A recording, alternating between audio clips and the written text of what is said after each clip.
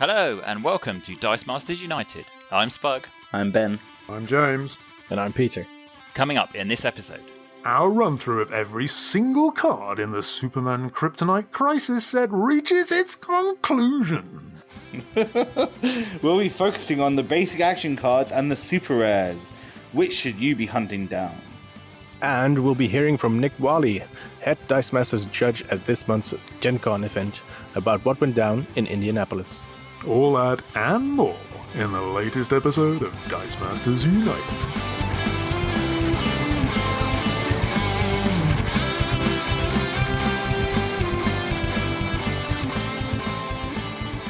well, here we are again. We are in the final installment of another epic run-through of every single card in a set. This time, Superman Kryptonite Crisis. We've done the commons, we've done the uncommons, and last time we did the rares, and boy, there were some good uns in that. I think maybe a few people could have been surprised at some of that, particularly after the uncommons proved to be, well, pretty underwhelming. But the rares were great. There were some corkers in there, and I'm sure you've all decided your favourites. This time we're going to run through the basic action cards and the super rares, those red stripe, most sought after cards. And when we talk about the basic actions, we're probably not going to focus too much on those that are basically reprints from previous sets, because some of them have been seen numerous times before. So, chaps, are you ready? Are you raring to go? Let's do this. Yes. Rock I on. love the energy in the virtual room. We'll start, and James, you can talk about Arctic Breath. Arctic Breath.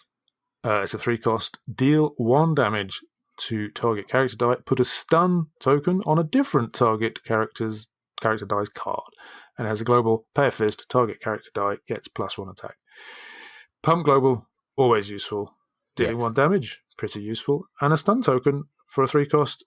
Forget all of those characters that put stun tokens on cards. If you're going to go that route, just do this. I mean, of course, your opponent can do it back to you, but I reckon it's all right. This quite good. You have to plan for it, obviously, but yeah, you do have to plan for it.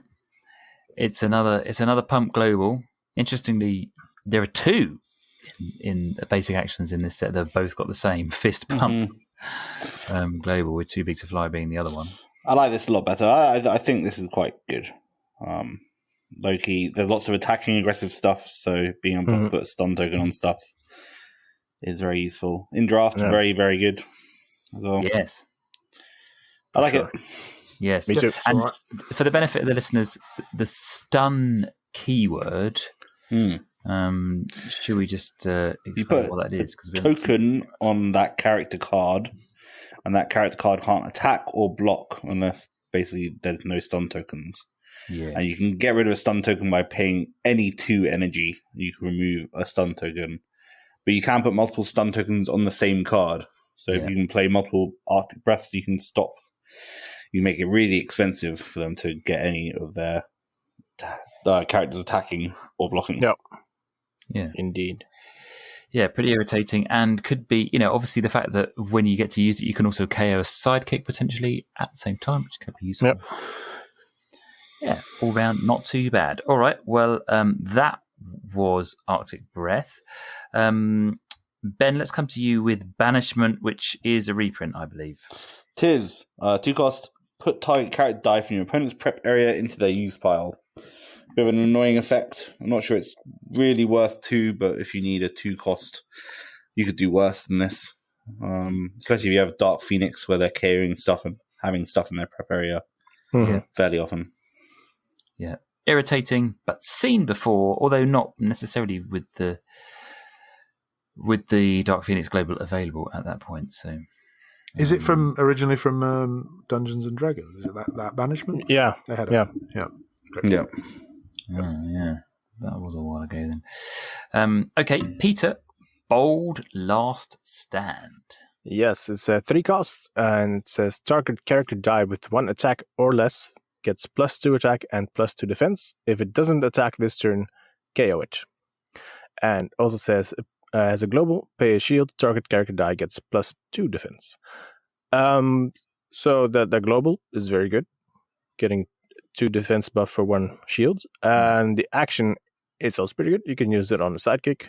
For example, I think we've had a similar basic action that could only target sidekicks before. But this, you can do anything that has 1 or less attack. And you can also use as a form of removal. If you choose one of your opponent's things which can't attack, obviously, that turn, it'll be KO'd. Yes. Yeah. Yeah, which I quite like. Apart from, are there any characters with 1 attack you want to get rid of? Moira, but she's not super Yeah, relevant. I suppose Mystique. Mystique is... Yeah, if you have a Mystique problems, actually, that's really good. Yeah. Could be a good solution. The global, particularly if you're running a Deathbird team. Yeah, totally. I was thinking that too. Yeah, absolutely. Yeah, so Deathbird is from it's the uncommon, isn't it? You're talking about from Dark Phoenix Saga that says while Deathbird is active, when you KO an opposing character die with 3 defense or greater, deal 3 damage to your opponent. So you can make a sidekick, basically, a 3 defense character. Yep. Trez good. Yeah, very, very good. I suppose if you're using like Vulcan or something as well, where you're making characters -2 attack, -2 defense. Yeah, that works. Or they're just -2 defense. Or that the rogue. Oh yeah. Yes, finally, super rare rogue. Energize, make something 0 attack. Yeah. Bold last, stand it to death. Yes, the rare Vulcan from Dark Phoenix Saga says while Vulcan is active, your opponent's non-fist character dice gets -2 defense. Yeah, so it wouldn't work with that. So it wouldn't work with the Vulcan. We could have done you a -2 attack. Yeah. Which is a bit of a shame. Yeah, indeed. Super rare rogue it is.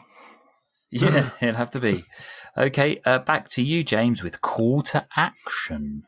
Call to action, 3 cost. Target non-psychic character die gets +3 attack. Also reprint, I think, from World's Finest. It had maybe Superman and Wonder Woman drawn in a really old-fashioned style and a telephone box, I feel. And Yes. it was good.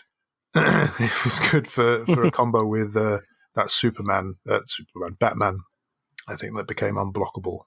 It had like Obscure or something, didn't it? Yes. The sort of proto-Obscure, and you gave it +3 attack, and it already had good stats. And because you'd use an action dice, it was unblockable. That was gross. So I'm sure that this could be put to similar use at some point. I'm not sure if the meta has Obscure currently, but, I don't think so. No. It might do one day. Who knows?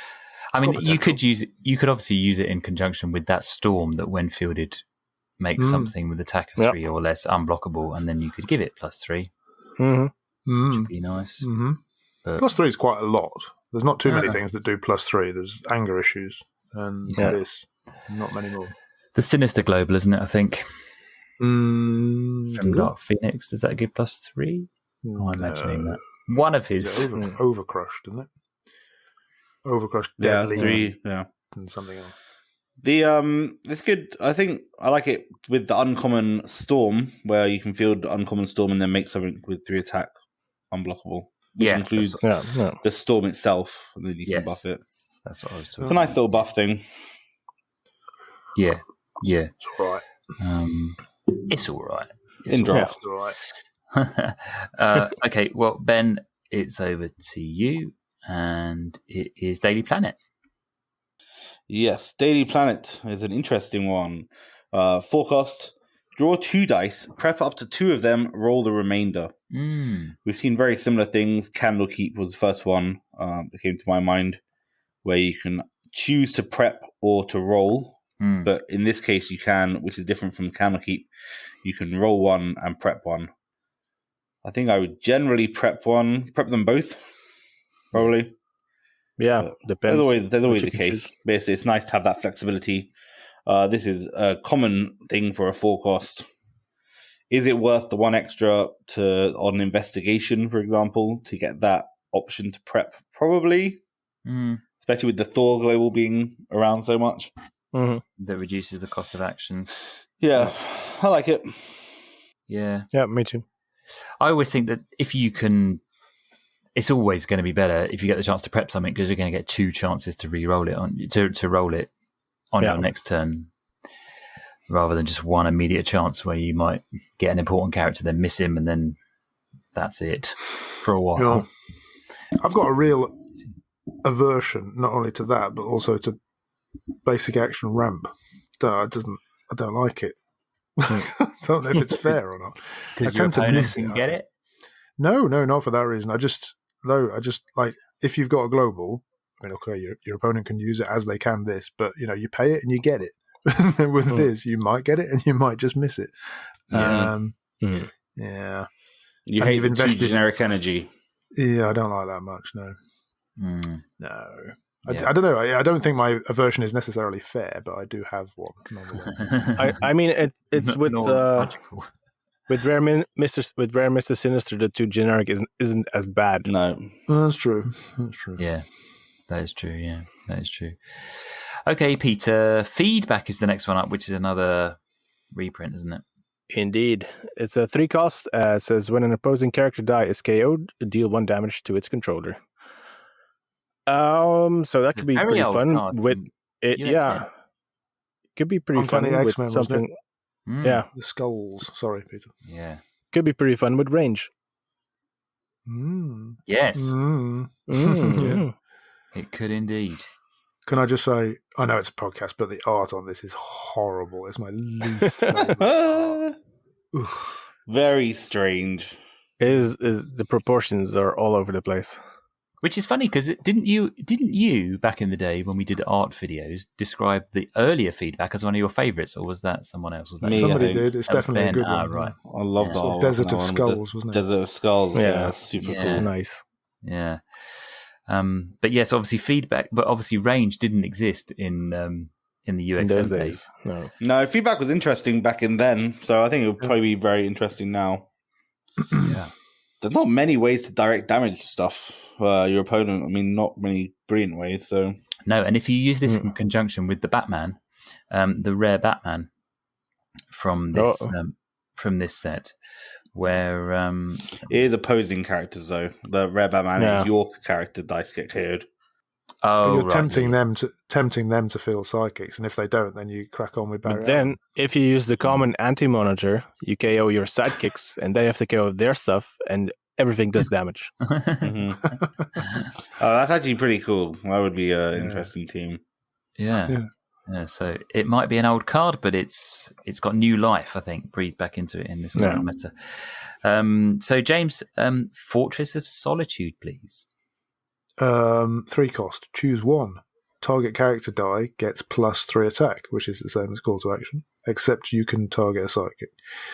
Or, if an opponent controls twice as many or more character dice as you, reroll 2 target character dice. Oh, you know what? For 3, that's not bad. Yeah, is it's it? not Why bad. do you at ever all. use call to action? Why do you Yes, ever use that? What? Well, instead of this, no, you Yeah, wouldn't. instead of this. Yeah, it doesn't make sense. Like, can you imagine, like, I wish I played call to action because now I have to reroll 2 of my opponent's characters. Well, I mean, You still get to choose unless one. you don't want Never your mind, opponent yeah. to use the other option, of I course. suppose so. I like this choose bad. one mechanic. They kind of that's stopped doing it. I like it. That's from the D&D set first had choose. Candlekeep, wasn't it? That was Candlekeep. Candlekeep, Yeah. Yeah, it's a nice bit of flexibility. I like it. This is quite different effects as well. Like, Yeah, it's not very- like very you roll these dice or prep these dice. It's pump that die, or you know what, have some dice. Nice. Could you? I mean, as well, if you consider Dark Phoenix Global, it's probably not that difficult to make sure your opponent has twice as many characters as you on your turn. I would find it very straightforward to ensure that my opponent has. Yeah, if you don't never roll characters, this is the card for you. Yeah. Genius. Good. Okay, Ben. Now I think you could be a little bit excited about this. Yay! Smash. Is this artwork worse than feedback? This artwork might be worse than feedback. This is horrible. It's weird again. Yeah, it's another 3 cost, so lots of 3 cost actions. The action itself does 3 damage to target character die. If you control a character die with cost 5 or more, deal 3 damage to another target character die.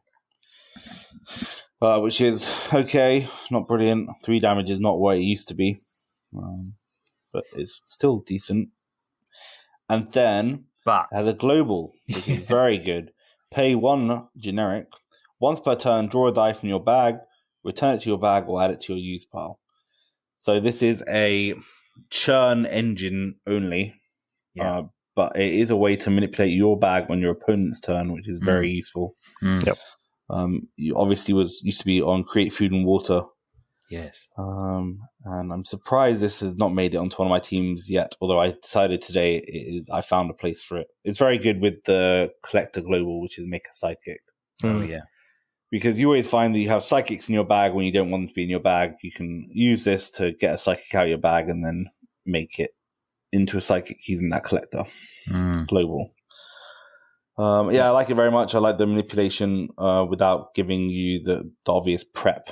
It's a little bit more subtle than just like the Wolverine Global or Villainous Patch Global. So I like it. Yeah. It's good if you do it at the right time. It can be really irritating, can't it? If you put 5 dice in your bag, 4 sidekicks and a character that you actually want, and you draw out the character that you actually want, that's really annoying. I very much like it with Swarm as well, though. The problem with Swarm and Prep Globals is you always inevitably end up prepping the Swarm die. Yeah, that's right. Whereas this lets you refill and then still lets you throw the Swarm die in the bag. Yeah. Or Rush. Mm-hmm. Yeah. Yeah, exactly. It's just a good way to manipulate your bag without necessarily taking anything out of your bag as well. Yeah, it is. Occasionally on your turn 2, especially when we're thinking about turn 3 theory. Yeah. Messing up your bag, the number of dice in your bag can mess you up real bad. Whereas this, very good. Obviously, for the benefit of people who don't know, if you have an empty bag when you use this global, you just trigger a refill. Yeah. So that's always useful. Jolly good. Peter, investigative journalism. Yes, a 5 cost. It says draw 4 dice, roll up to 3 of them, and prep the remainder. So 4 is a lot. It is. And you could prep them all if you wanted to. Or you could roll 3 of them, or you could roll 2, or you could roll 1. So lots of flexibility. This could be a huge turn if you use this at the right time, or you could prep for even huger turn if you prep 4 of them. So it's amazing if you get it to roll. And you have to buy it for 5. But with the Thor Global, Dark get discounted. Global. Dark Phoenix Global, discounted even more. Buy it for 1. Go to town. Was it against you I bought this, James? Your one? No. I played a game recently where I bought someone's investigative journalism. Not guilty. It was very, very good. I enjoyed it very much. Excellent. Yeah, it is uber ramp, isn't it, really, once you get it going? But it's an expensive thing to buy in the first place. No place for it in competitive, really, probably. No. You need your ramp and churn at global speed, unfortunately. But this is pretty sick. It's very good. James, Man of Steel. So many cards with Superman on them. Well, his name is in the... I know, but this is... Okay. This is a 3 cost. It's a continuous, the first one, and I think the only one in the set. Move this die to your used pile, prevent up to 2 damage to target character die, and if you have an active Team Superman character die, gain 1 life. That's pants. In comparison with what it reminds me of, which is Turtle Van, which is also continuous, costs 1 less, and you may send this die to the use pile to prevent all damage to target blocking character. Okay, it has to be blocking in this case, but so this would protect you against range, I suppose, which that one wouldn't. But aside, and you get the life if you have an active super friend thing. All right. It might help out, but you're not going to buy it, are you? Realistically, you're a jerk if you play this in draft as well. Like, let's just delay the game even more. And it's massively walled up drafts we're doing. I haven't drafted this set, so maybe it's not. But there has been some chatter about this being a horrendous set to draft, just because there's so many beefy stuff. Oh yeah, And not a lot of just walls on walls on walls. Yeah. Mhm. Good. Okay, Ben. Back to you again with mind control. Ooh, one I like with amazing, funky artwork. 4 cost. At the start of your attack step, gain control of target opposing character die with a level lower than one of your character dice. It must attack. On a double burst, instead you may take control of a character die of any level. Yeah. So we talked about the Mr. Mind rare last episode, which lets you copy a when attacks ability. This kind of does the same, except it doesn't necessarily have to be a when attacks ability. You can just steal one of your opponent's characters. I suppose like the 4-cost rare Starro we talked about last episode as well. Yeah. But it must attack. So you want to steal something like the Bardi Allen. Yes, indeed. Or the Shazam. Or the Master Mold, or the rare Superman. Yeah. This is a reprint, sort of the Change of Heart from the Yu-Gi-Oh set. Yeah. I like it a lot. Yeah, I like the Change of Heart. It was a bit expensive. This is probably a bit expensive. But it's fun stealing your opponent's stuff. Wait. And you get a 2-character swing, effectively. It's pretty good. Isn't it? If you're... Even more if you can steal their common Starro, which would be very fun. Yeah. Then you can that's steal when stuff when you attack with it. You steal their common Starro to steal 2 of their psychic characters. That's pretty fun. Nice. Yeah. Can I just say the artwork is by Brian Bolland, who's my favourite artist by a long way. I know him from Judge Dredd mainly, but he's done, I think, quite a lot of Batman. And this is from Justice League of America, apparently number 190, and it's beautiful. I love his artwork. It's so good. Anyway, it is a podcast. Move on. Yes, we don't talk about that. Peter, Righteous Charge. So Righteous Charge is a 4-cost, and it says your attacking character dice take a maximum of 2 damage from each blocker, and if you get the double burst, it says instead they take a maximum of 1 damage from each blocker. I don't know how useful this is. I mean, it could help your stuff survive if they're forced to attack, maybe, but I don't see the use. No. It's a very much win more card, isn't it? The classic win more. Just you're buying a character, you're buying a die basically just to stop.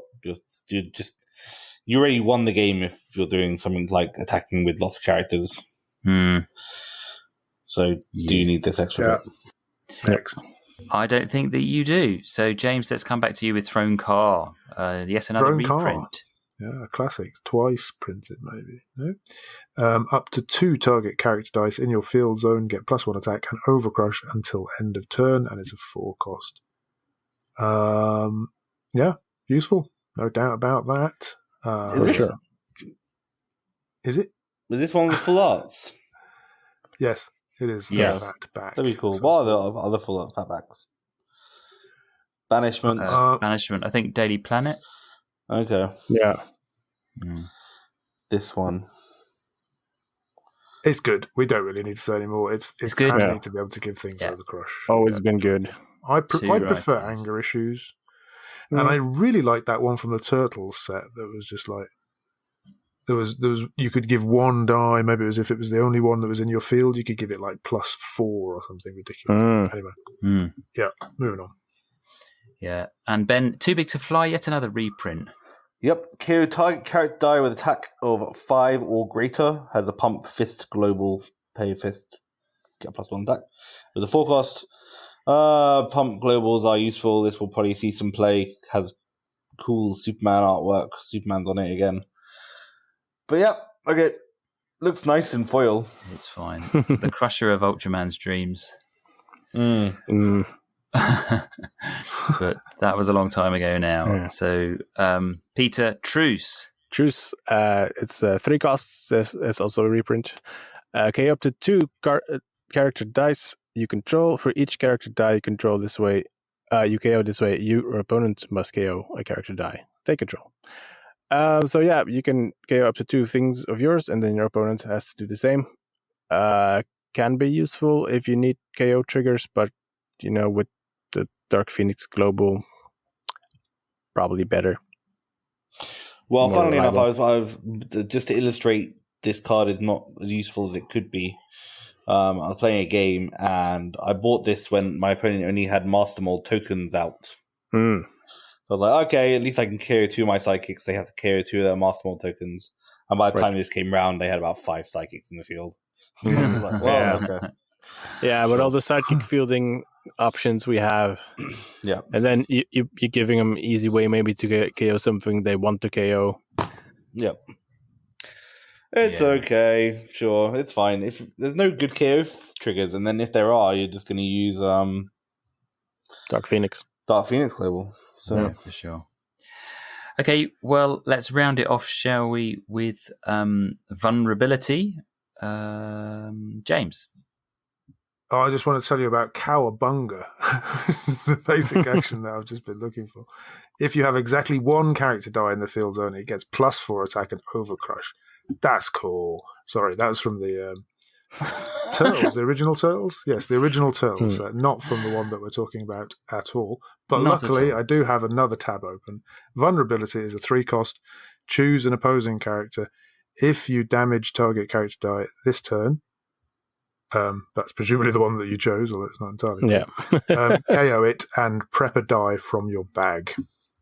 So, yeah, I don't really care about that, but I'm sure there is as much of a use case for that as there would be for one of the other less good cards. It's all right, 3-cost. I'm sure there must be better ways of KOing something.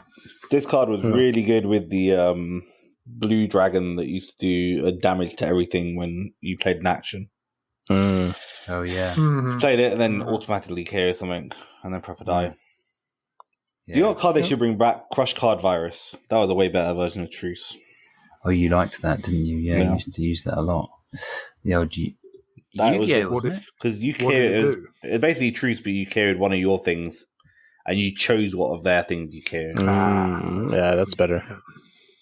Yeah, that was pretty fair cool. enough. That was pretty cool.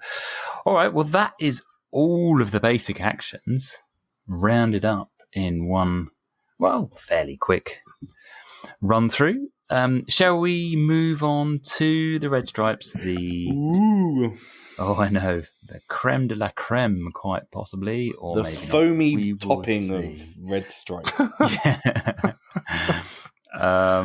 And Ben, it's to you with Batman. Batman Inc. 6-cost fist. All the 3 affiliations Batman always has.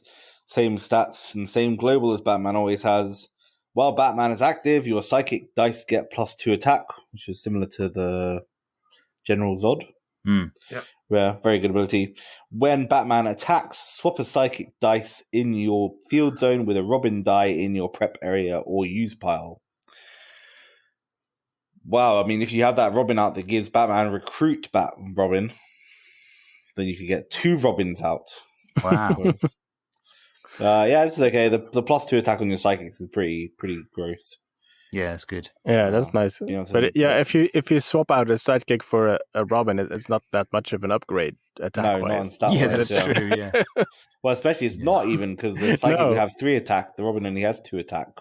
Yeah, It should really be while Batman is active, your psychic and Robin dice get +2. that would be attack. much better. Yeah. That'd be really good. I do like that you could swap them in from the prep area or use pile. That's interesting That is nice. because you could use the Dark Phoenix Global to KO Robin that turn. Yeah. Yeah, I like this one. This one is in my team. One of my teams currently. Might swap it out for the rare one though. Yeah, that's a bit more funky, isn't it? Better. The kind of pseudo retaliation one, but a 2 sidekick buff is pretty handy. Yeah, and particularly when you can use when you can make use his global sidekicks to field yeah. them. Yeah, that's right. Not bad at all. Not bad at all. Peter, let's go on to Blue Beetle. I feel like I should ask Ben to read this, considering that he got about 4 Got copies. 3 of them. No. Yes. If you need a Blue Beetle Super Rare, hit me up. Wow. Peter, So, go on. yeah, it's a Blue Beetle, Reach Armor, 5-cost, a bolt character with the Teen Titans affiliation. He has range 1, and if Blue Beetle would take 3 or less damage, you may instead re-roll that Blue Beetle die and prevent that damage. I guess he only has 1 defense on his level 1 and 2, so you could save him, but why would you buy a 5-cost for that? That's I don't know. rubbish. Why is he a 5 cost? Yeah. Why is this guy a 5 cost? His stats are lame. He only has 031, range 1. 141, 144. Yeah, but range 1. I mean, why? I don't understand it. If he was a 3 cost, would he be good? It still wouldn't be good, but at least he'd be Could more be good. acceptable. Yeah. No. Just give it. No. Let's give Sort it of regenerate. Black It's not even as Widow. good as I know. Yeah. Black Widow levels of rubbishness. That. It's not even as good as regenerate. No, exactly. Let's I move mean, on. He's I'm pants. sorry. I mean, He's it's not worth amazing. it. It's the best super in a set. Yeah. If you really need one, because And it's that really artwork good. is amazing as well. I mean, Yeah. I actually don't hate the artwork. I mean, No, it is, but I'm trying to sell it.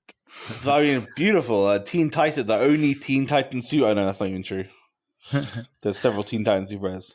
The only 5 cost Teen Titan super rare. The alliterative.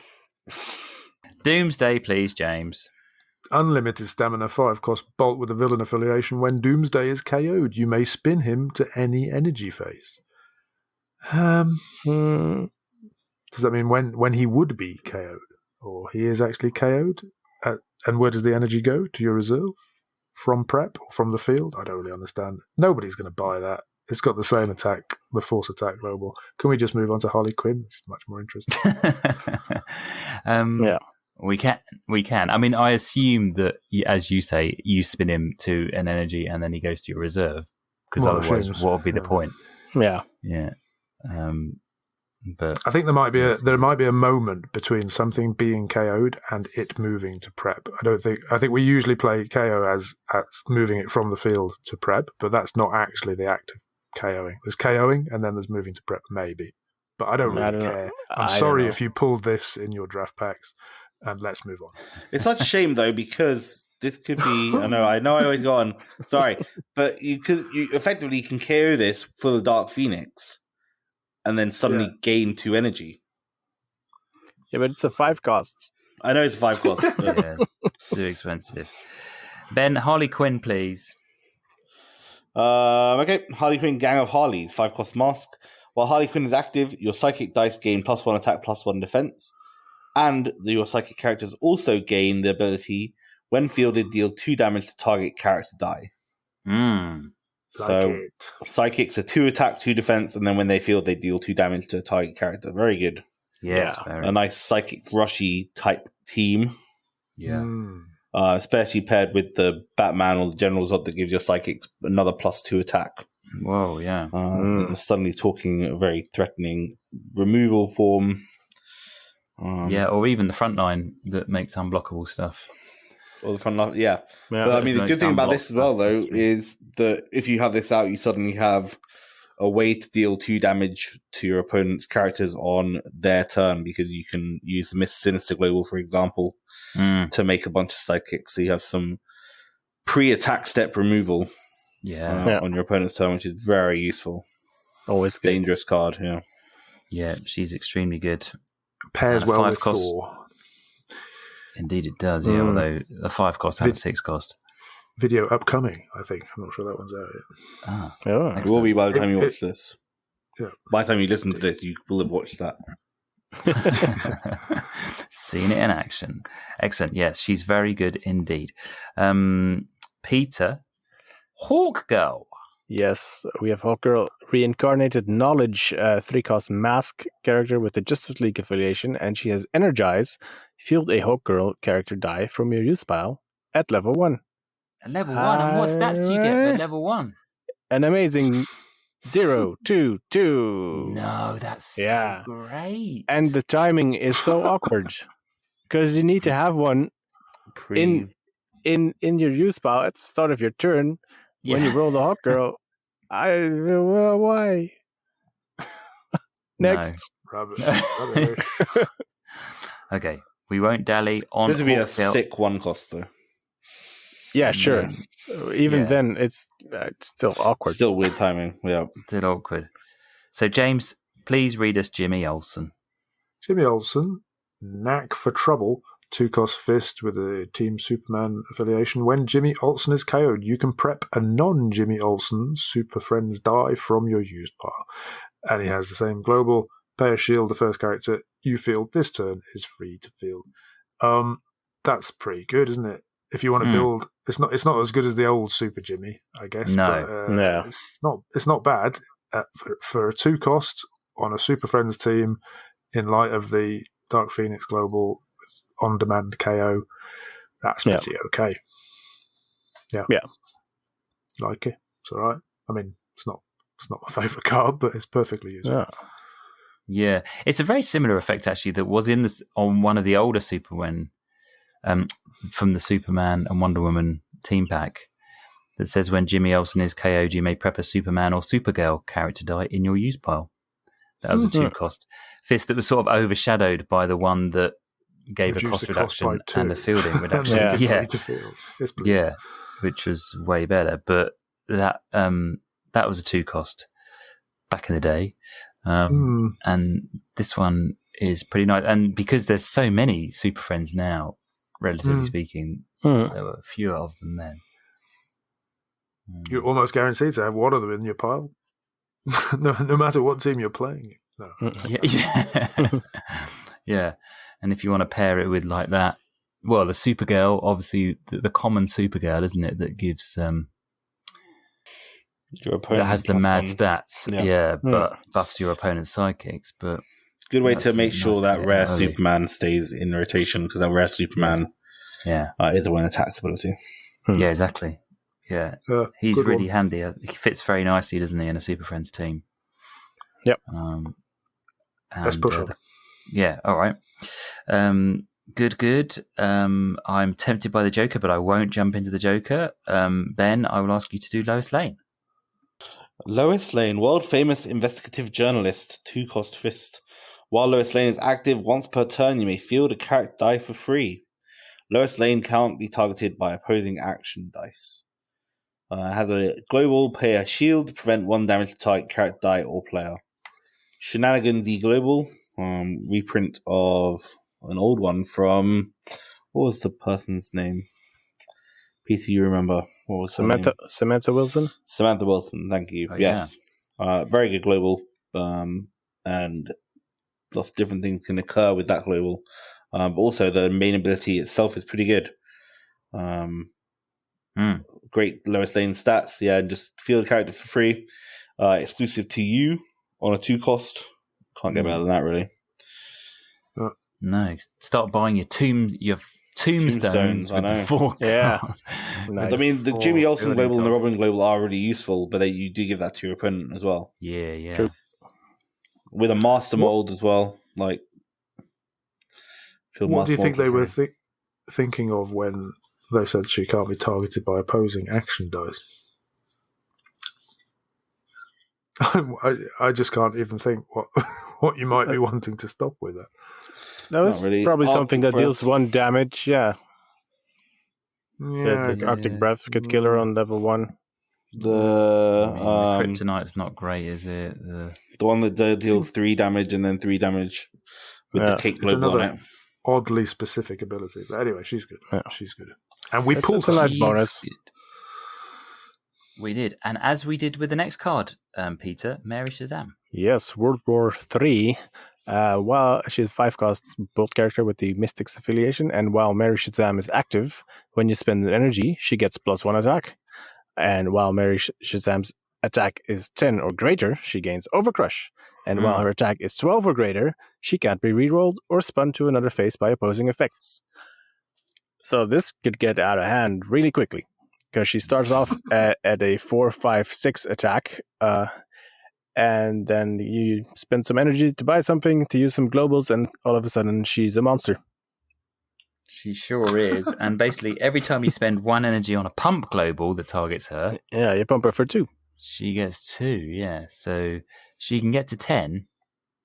If she's on level 3, you only need to use a pump global twice and she's at 10. Use it one more time, she's at 12. Thanks for the maths. And how many if you use one more after that? Well, I'm going to say 14. Wow. Yeah. The other thing, though, I'm making the point that she's reaching these milestones very quickly. The 10 and then the 12. Also really interesting is if you have multiple of them in the field.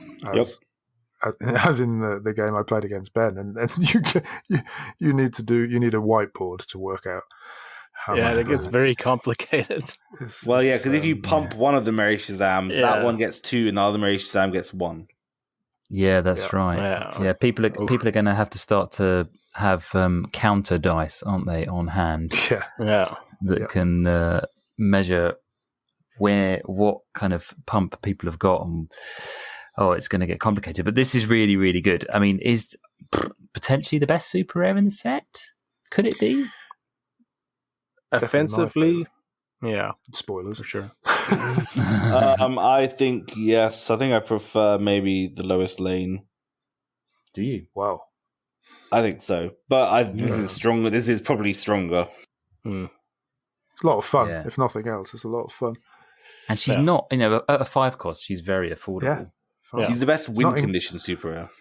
Yeah, for sure. It's not inconceivable to have 2 in the field either. It's not really not 5 cost, really, no. Yeah, not hard. Very, very good. Yeah, no, excellent. Mary Shazam, fantastic card. James, it's Mr. Mind. From the sublime to the ridiculous. Yeah.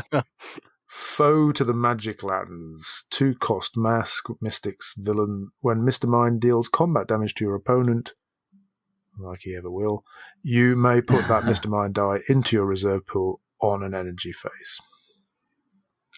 Yeah, just block it with a psychic. What the hell? Yep. You can make it unblockable with the storm on common.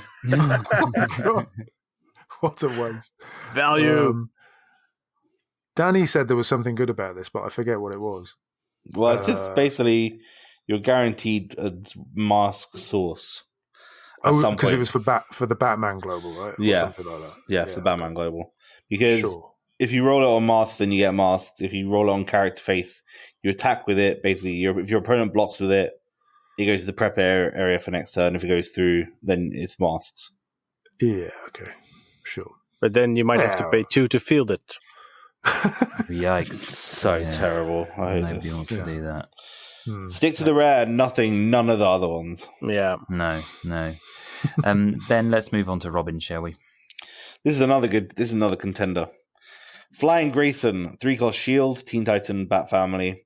Has the global pay of mask. The first character die you field this turn is free to field, which is really good. And then has the additional ability, when fielded, deal X damage to target character die, where X is the number of character dice in your field zone.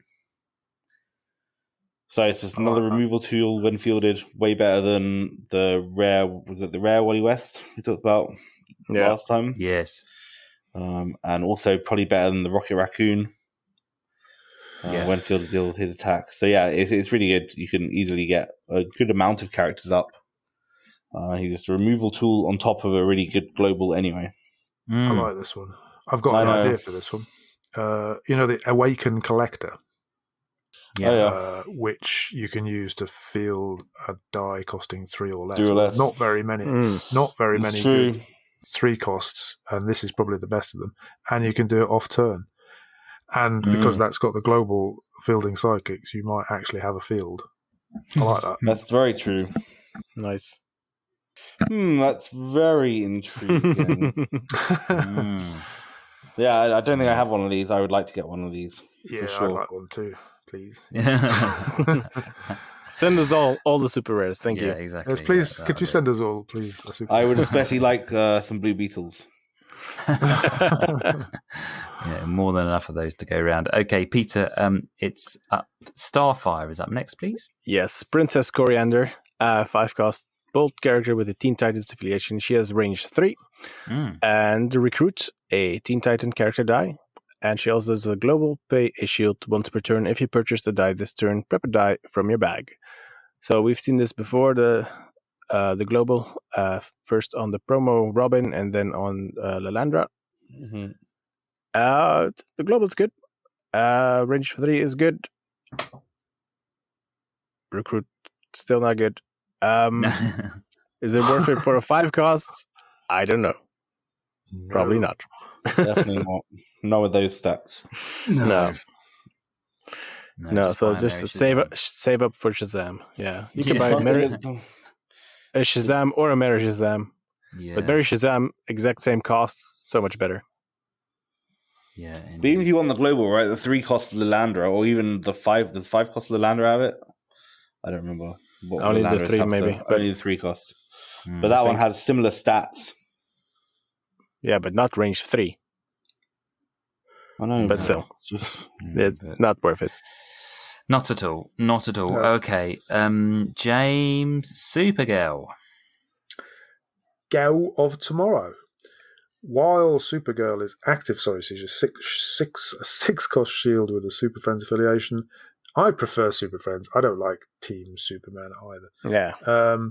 Whilst we discovered, I don't know, I found on the card today the insert for the pack that it is actually called that, and Peter's been calling it that for some time, so obviously had noticed. But and then I looked back, and in the Wonder Woman Superman rule book, it said the same thing. So it's been bloody Team Superman all along. We didn't realise. yeah, Oh, Super right. Friends is better. Yeah. Yeah. Whilst Supergirl is active, your fist character dice and other shield character dice get +1 attack. The global says pay a fist spin target character die at 1 level, which we've seen on other things like Orion. Nope. That's bollocks. Really not Am I worth allowed to going say that on the explore. radio? That's awful. Not really. No, It's you might have to weirdly get the phrased, bleeping though, machine isn't out it? for that one. 6-cost shield and some very specific characters. Half of your character dice, maybe if you're lucky, get +1 attack. Well, apart from Supergirl herself. Yeah. Not her and not sidekicks. No. Can we just move on? All We of your can. other Super Friends will probably get the Yeah. buff, though, because they're All fists Super and Fists and shields. shields. But Yeah, sure. Okay. Because Ben can read us Superman. Superman, New Krypton, he's a 5-cost. Team Super Friends, Superman thing. If a Superman die is in your reserve pool and there are no energy in your reserve pool, you may field all character dice in your reserve pool for free. Reserve pool. Yeah. I do like this ability. It's not worth probably it for 5. Again, it would be a really good ability if it was on a cheaper character. Hmm. Mm-hmm. But basically, if you get him, you can spend all your energy and then also still field all your characters for free. You're getting some pretty good stats for those characters for just on this one. Yeah. So yeah, there's loads of times where you roll. I can think of loads of times where I've rolled characters and I'm like, I don't have enough energy for this. so to many field all times. of them.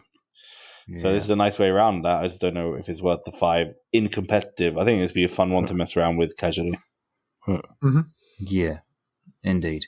But it is a bit fiddly, isn't it, to get it all, spend all your energy. Yeah, but I mean, Just it's not feels that if you roll it as a character, then you can. It's a bit like the Doomsday in that it's an unusual way to get energy you don't normally think about. Yeah, So that's fun. it is. Okay, we need to do the Joker, don't we, I think? Mhm. Yes. Peter. This one is aptly named Totally Insane because you'd be insane to play it. It's a 4-cost shield character, and when fielded, you may re-roll all of your character dice in the field zone. And you get to choose all or none.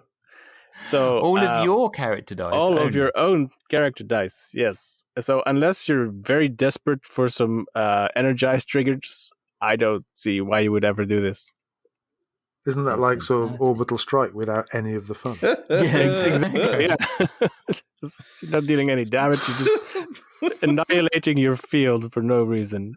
This is Wow. really good, though. It's totally insane. It's very fun. It's totally insane.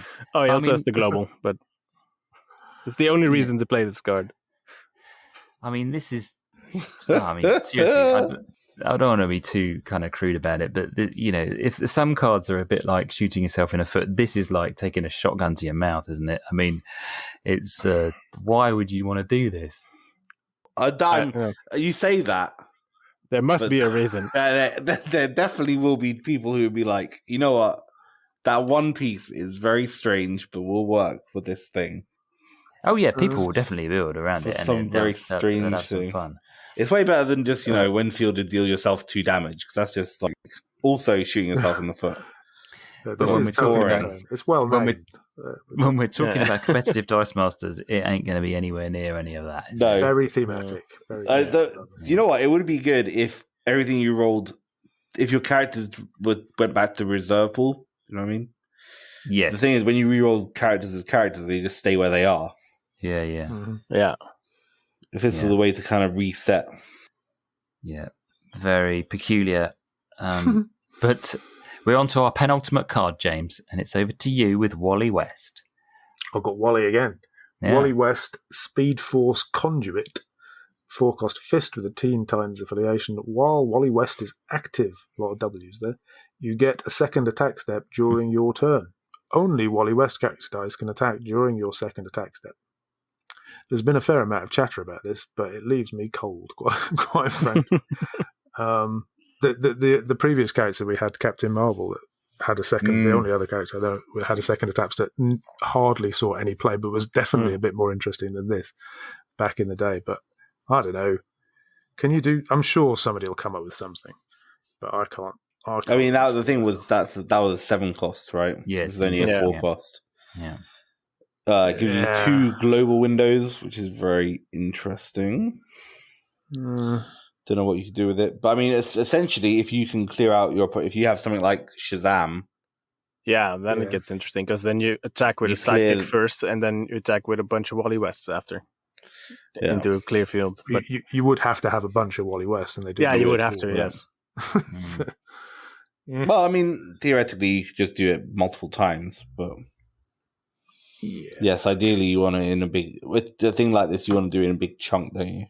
Yeah. A couple of Wallies and a Shazam. I can think of more fun teams. But it'd be good with the Parasite. Yeah. Something to pump his attack would be good. Yeah, that would be handy. Yeah. Okay, pretty good. Well, we are, drum roll please, maybe, because we have reached the final card of Superman Kryptonite Crisis, and it's been quite the journey. And we end on a bit of a stonker, actually. Ben, you get the privilege of reading the final card with Wonder Woman. Well, much like our run-throughs of every card in the set, this card is legendary. It is. 6 cost mask, Justice League, Super Team, Super. Super Supers. Super Troopers. Yep. Yeah. Has the Wonder Woman Global, which you can redirect actions, 033-135-257. So classic Wonder Woman stat lines, and let's read her first part, which is less interesting. So when fielded, spin target character die to an energy face, and you may deal 2 damage to target character die, which is pretty decent. Not for a 6 cost, probably. But better removal. Then, second ability, which is much more interesting. While Wonder Woman is active, ignore opposing when fielded and when attacks abilities, which is pretty gross, especially when you consider basically all the main win condition. I don't know if I want to say that. A lot of the win conditions and removal tools are when fielded and when attacks. Yeah. Mm-hmm. Those are the 2 main ways to do stuff. Yeah. Field it or attack with it. So this shuts down both of them. Unlike the old 5 cost Wonder Woman, which shut down both players when fielded and when attacks. This only shuts down your opponents, which is a massive change. Yeah. The question, I suppose, is the thing that's going to stop this is it quick enough to stop Barty Allen? Yeah. Maybe. We'll see. We'll have to see it play out. But in theory, this is a very, very, very, very, very strong character. Just for that ability alone, and then it also has some removal on top of that, and an interesting global. Yeah. And good stats. Yep. Yeah, it's very, very good. I mean, once she's in the field, she's going to be pretty difficult to remove. I mean, obviously, she can be intimidated out temporarily for a turn, so that you could or ranged out, fielded, or ranged out. But then she's got big defense, doesn't she? She does. Mm-hmm. So you ain't going to be doing that very easily. I mean, obviously she's a 0-3-3 on level 1, but she's got 5 and then 7 defense on her other 2 sides. So that's quite difficult to remove her. Yep. You could use that action dice to take control of her, couldn't you? You could, except she has a redirect. Oh no! Oh no! She's got all the bases covered, hasn't she? She is. Aside from keywords and Overcrush, she's no good. She's got a big arse, but I'll take my Mary Shazam over Wonder Woman.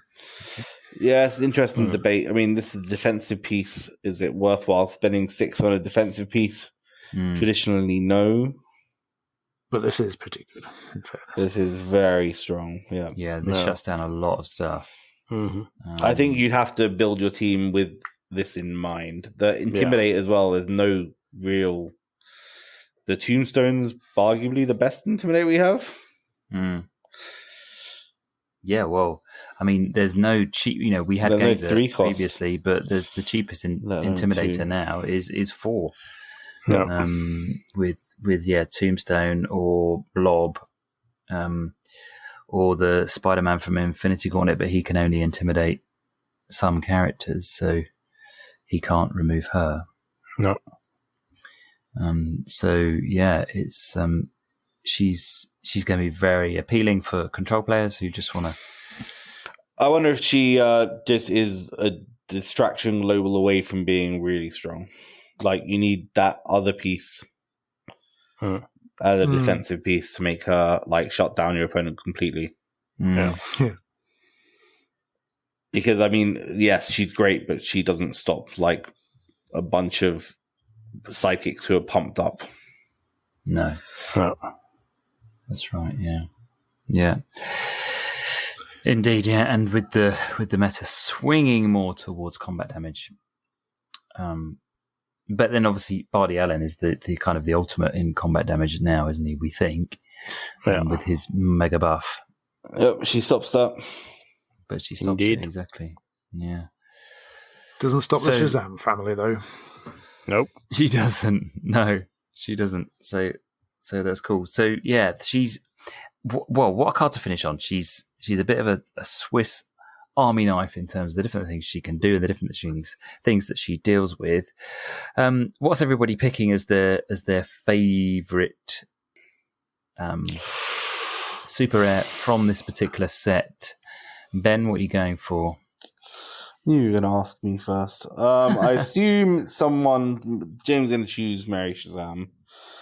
I'm going to go with Robin. Oh, right. Yeah. I think the Robin that deals damage when fielded, I like that in general. I like the Firestorm that when attacks dealt X damage, where X is the number of characters. So it's similar to that. And I like that global a lot. Peter? Well, the Joker, obviously. He is pretty fun. That might be the funnest card for a while. I really like the Harley Quinn, though. Ooh, James might have chosen that one, actually. Yeah. James? Do you want to just choose every card for me? I think there's very definitely something about Mary. Yeah. I'm going there. Yeah. Yeah, but I mean, obvious. The Harley Quinn is really good. Played with it, enjoyed it very much. And the Lois Lane is great. And I would definitely like the Robin. I quite fancy the Wonder Woman, although it's not really for me. I think that sort of thing. No. It's just annoying. Whereas Mary Shazam really is for me. She's not affected by Wonder Woman, so that's good. Or she could be rolled out when Wonder Woman gets fielded, but the other stuff not so much.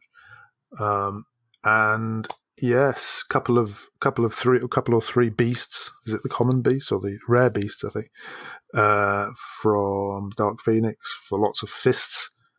Give us an outsider global, even better. Although that has to be blocked. Well, even better. Give us an outsider global and a force block, please.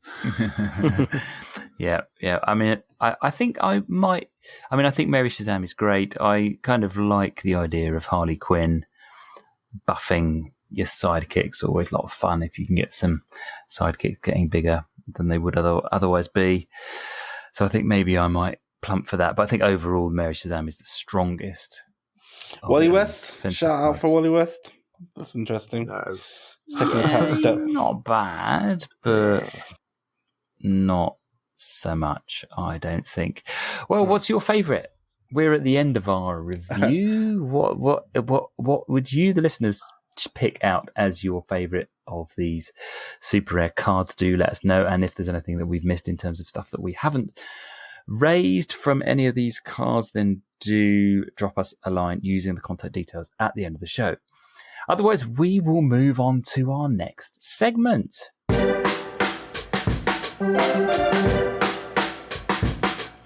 Okay, well, friend of the pod, Nick Wahle, was recently asked by WizKids to oversee all things Dice Masters related at the recent GenCon gaming convention in Indianapolis. I caught up with Nick to find out what went down and what we can learn from the events that took place. Nick, it's really good to welcome you onto the show. How are you? Welcome back. I am doing great. I'm recovering from a long weekend. Yes. GenCon is just a huge experience that if you haven't been, try and make it out if you can. Yeah, for those who haven't been, just briefly explain what GenCon is. It is ridiculously huge, to say the least. It's the second largest gaming convention in the world, second only to Essen, which is over in Germany, so much closer to you. Oh, indeed. And just to put perspective to it, WizKids was running their games in this giant convention hall floor that was probably about the size of a typical pro athlete stadium field. Choose your sport. And then that was just the gaming hall, one of the gaming halls. Wow. The vendor hall was then 2-3 times larger than that. Wow. And then there were games on the professional football stadium there, the home of the Indianapolis Colts. Wow. So you could play games down on the field level. That would be amazing. They had ballrooms in all the different hotels that were dedicated to gaming and different events.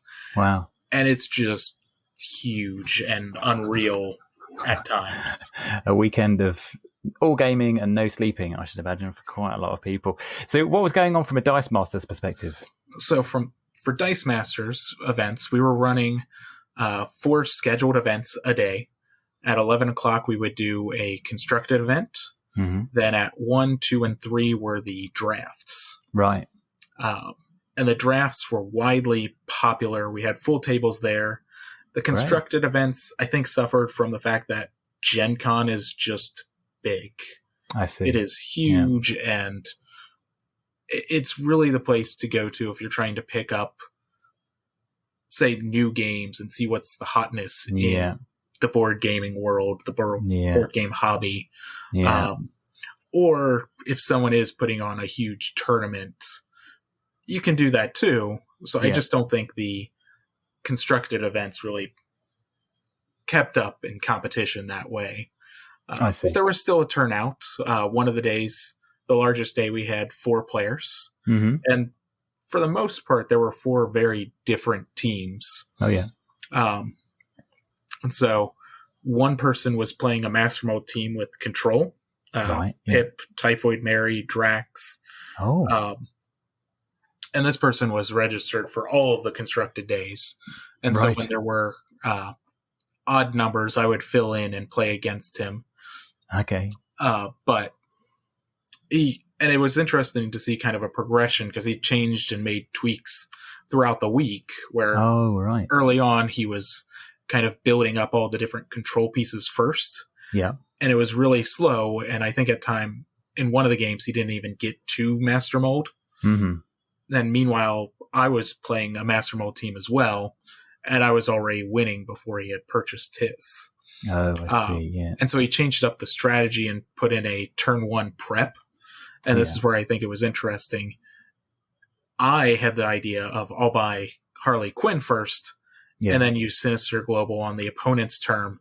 That way I should be able to purchase a Master Mold on turn 2. Yeah. They went with the idea of, well, I'll just prep a die using, say, I think it was Magneto or Villainous Pact, then use Sinister. And so they didn't have the Harley taking up a spot, but they were still able to purchase the Master Mold on turn 2 and actually had an extra die from what I was using. And so it ended up being a lot more aggressive. Both of us had messy bags, but it did make things interesting. And so I'd definitely give that a try and kind of tweak my team to maybe remove the Harley so I could have some other piece that could be useful. Yeah. then again, in my testing, I also found that the rare Tombstone with Intimidate was pretty poor token removal. So he's, Well, he's definitely not a gazer. No. There's another For spot I can sure. swap up. Yeah, if you're paying 4 to field him, that's pretty expensive removal. Yeah. I did have the Robin Global to discount, but Okay. it's still just, it was not efficient against it. However, there was also 2 other teams of note. There was a Mystique team using the Super Rare with Team Watch. Oh, yeah. And so whenever you fielded a villain or a Brotherhood, she would use her ability, or you could also put in the Radicalization Global, and the player was giving her the X-Men affiliation so they could field Rare Beast to activate. Ah, right. Yeah. Which Rare Beast also gives some prep, so it's a good attacker. But it made it a very interesting thing where they were removing pretty well. Yeah. But they made the mistake, and they admitted they would need to tweak some stuff because they also had the Rare Sinister Global, which kind of worked against it, because as soon as you field a character, you spin it down to energy using Mystique's ability, and they've got energy to just go ahead and use the Sinister Global and prep. Yeah. So it didn't help as much. But then there was a person playing the Rare Bizarro Global, or I'm sorry, the Rare Bizarro that would let you purchase for free. And so it was a pretty much classic aggression build of turn 1 or 2, take a Rare Bizarro, put it in your bag. They even gave their opponent a Master Mold once. Oh. And so, that's a rough give. That is. But they seemed pretty prepared for it, because they were also using the Rare Bat Signal, which has the global to re-roll a villain. Oh, and so they could re-roll Master Mode before attacking and basically nullify that. They had the uncommon Orion in there to help with the aggro. Yeah. And so it was just kind of a classic beatdown aggression, which should have worked better, but I think the player missed some Bizarro rolls. And by that time, the Pip and Drax and Mary of that Master Mode player really caught up and slowed him back down. Yeah, interesting stuff. So, I know the Bizarro we're going to talk about a little bit more when we come to the draft stuff. So the draft stuff that happened, that sounded like that was a big success, though, in terms of numbers of people and new and returning players and all kinds of stuff going on. Oh, yeah. The drafts were where it was at. That's where everyone was having the party, because you could just kind of stop by the table, play a quick draft, and go about your day. Yes. Because there's just so many other events going on. Yeah.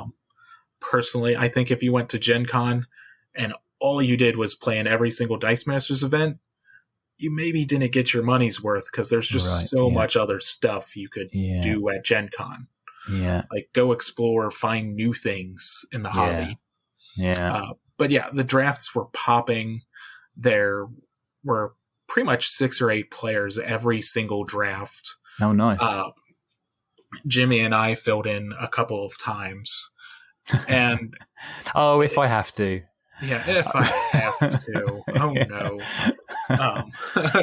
But it was good. And there were, like you said, there were tons of new players that came back or came out of the woodworks that I haven't met them in the online scene.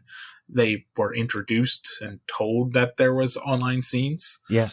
And there was all range of people. Saw one couple that were there, and they kind of mostly played together, and they were interested, and so sat down for a draft. There was a few people that were all related, and they came in and played after kind of just playing, amongst themselves with the kitchen table play. Nice. Yeah. Some people who hadn't played in a while decided to pop in because they had never drafted before, just to see what it was like. Yeah.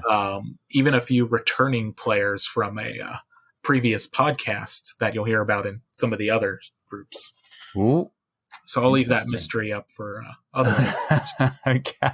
Well, so by this time, they've probably already heard those podcasts to know that the Double Burst guys were back. Aha. Very good. Very good. Oh, one of the OGs. Yeah, it's got to be said back in the early days. Yeah, they were there having fun, and chatting it up just like normal. Great. Oh, that's good stuff. And you were drafting predominantly Superman Kryptonite Crisis, was it? Yes, Superman Kryptonite Crisis was the set to draft, and it makes for an interesting draft, really. I was talking with Jimmy O'Brien afterwards, and he really enjoyed, from WizKids, and he really enjoyed the difference of how the Dark Phoenix set drafted versus the Superman Kryptonite Crisis. Okay. And so he made a comment, I believe, that was, in Dark Phoenix, you really got to draft off of your abilities. Whereas Superman Kryptonite Crisis, you're really drafting for stats. Or at least you have to keep your stats in mind. Yeah, not just the abilities. Yeah, with like Supergirl and Orion and Harley Quinn and all these ones, you've got some ones that have got some insane sort of cost to you can get power ratio, aren't there? Really big stats at a 3 cost and a 4 cost slot. And so you can't just get the the typical rush strategy or draft strategy of just draft some 2 costs. And they usually have bad stats. You got to make sure you get the 3 and 4 cost, get us something with a Superman die, just so that you can keep up when someone pulls the rare Bizarro, which showed up quite a number of times, and he's brutal when you can use more than 1 die. So just remind people what he does. Yeah, so rare Bizarro is in constructed a max 1, but because it's a draft, you can break the max die limit for a card.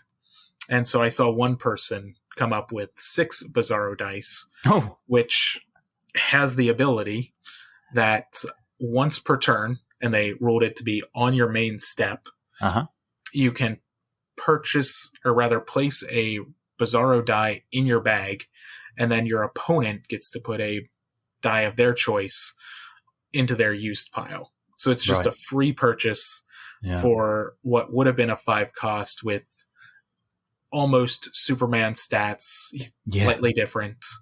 And then it also has Overcrush. Oh, wow. Yeah, so he's really cool. And someone had 6 of these. There were 6 dice, I think, was the champion of that race. Wow. So if someone's got a bunch of kind of 8-7 smashers with Overcrush coming down your throat, you're not going to last very long. Even if you have been able to get some of your own big costs, because you probably won't have that many yourself, even if you did get a master mold or whatever. Yeah, it's really all coming down to who's got the bigger stats or who rolled the higher level, and then you're forcing the rerolls, but then they're putting another Bizarro into their bag each turn. Yeah. So it's going to keep coming. Yeah. Any other cards that caught your eye? Let's see. Starro, the common, was pretty good. Because not only was he cheap and had big stats, as long as you spin him up to his level 3 side, but then he could pull away some of the different sidekicks. And so that's in the blockers, you got that swing. And so he was pretty good. The text for him is, just for those who don't know, is when Starro attacks, you may take control of up to 2 target sidekicks your opponent controls. They must attack. So, as you said, you can get a big swing in attackers and blockers by stealing stuff. The common anti-monitor was another good card. It wasn't as prevalent, but he's got that when attacks, you can KO any number of your characters. The opponent then KOs the same number of characters. And so he was kind of a cheeky way to not only remove, but also give you some more ramp. Yeah. Though I think a lot of the purchase costs are fairly low, or low enough in this set. It's really about the fielding costs is where you're going to really pay. Yeah. Yeah, there are some expensive ones. The Batman Global was really good in the draft. But it's one of those where you need to know how to use it and make sure you're benefiting the most. Because keep in mind, if you use the global on your turn, your opponent probably has sidekicks in their used pile, so they're getting just as much. But in the draft with poor bag management, you can probably just save the masks and use it on your opponent's turn, so you can field 2 and they get nothing. So that's the pay 2 masks. Each player may field up to 2 sidekick dice from their used pile. Global. Yeah. Yeah, if you time that when your opponent's got nothing in their use pile, that's pretty good for you and not so great for them. Yeah, the rare Poison Ivy, oddly, we saw a lot of those across the week as well, which I think had some mixed, kind of mixed results. Like, it's really cool if someone was really abusing the max die limit. But if they're not playing aggressively and attacking, then it's not so great. I think my better team that I drafted, because I wasn't playing in too many of them, but I got to fill in once time, and I used the common Supergirl, and I just went with a very aggressive play of, yes, she's going to buff your opponent's sidekicks +1/+1. Yeah. But I didn't bring the Batman globals, so they're not fielding as many sidekicks. They've got to roll them. And so I could just purchase a few of those at 3 and push every time I can. Yeah.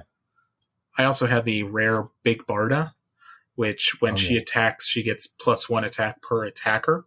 Yes. And so she doesn't start off with as big of an attack, but she gets there. Though I usually purchased Supergirl first. I did see someone using the rare Wonder Woman, which was pretty good. She has a when attacks, she gives all of your characters +1 attack.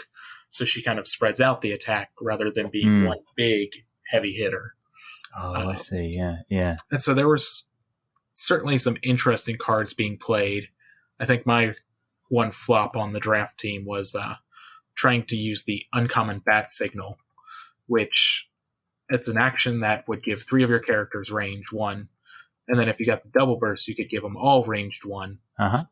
And it just never rolled a double burst. And with the Supergirl giving the opponent 2/2 sidekicks, the 1 range on 3 characters just wasn't enough. No. It was a good idea, but it was working against me. I should have just bought more Supergirls. Right. So the main learning points for players looking to do a bit more drafting, what would you say, Nick, the big takeaways? I mean, it's always in draft you find those other things that don't usually see their work in constructed. So first, make sure for Superman Kryptonite Crisis, draft something with big stats. Yeah. It's not a bad idea to maybe draft some of the stuff that uses stun tokens. That ended up being pretty interesting when they were used. Right. There's 3 different prep globals in the set. Maybe try and get one of them between the Joker, Barry Allen, or Starfire. Yeah. And then, honestly, it felt like a good set to just draft a bunch of big stats and keep attacking and be that little aggro menace. Yeah. Yeah, it's good. It's good. And it's so good to hear that, the game is alive and well, that people are coming back, that the draft was a big success. So thank you for taking the time to do that. And we hope that it will result in more people coming back to the game that we love, because it's good that the drafting is alive and well after in these kind of what we hope are kind of post-COVID times. Yeah, it was great times. I mean, I don't think anyone was disappointed in the drafts as far as they told me. All the newer players, even if they got beat, they were still having fun. Fantastic. Yeah. Well, that's great, Nick. Thanks ever so much for taking the time to give us your feedback. It's really good to talk to you, have you back on the show, and no doubt we will talk to you again soon. Bye. One last thing before I go, though. Go on. This is more for James, but I got to see the Wingspan nesting box to hold all of your expansions. Oh, no, not more birds. And it's just huge. It looks really good. There's birds all over on the artwork. Birds are cool, man. Oh dear. Okay, well, the last thing we need to do is feed that habit. So but James is going to be editing this, so I suspect he won't be cutting that out of this particular interview. But thank you for that, and thanks again for your time, Nick. Bye. Bye.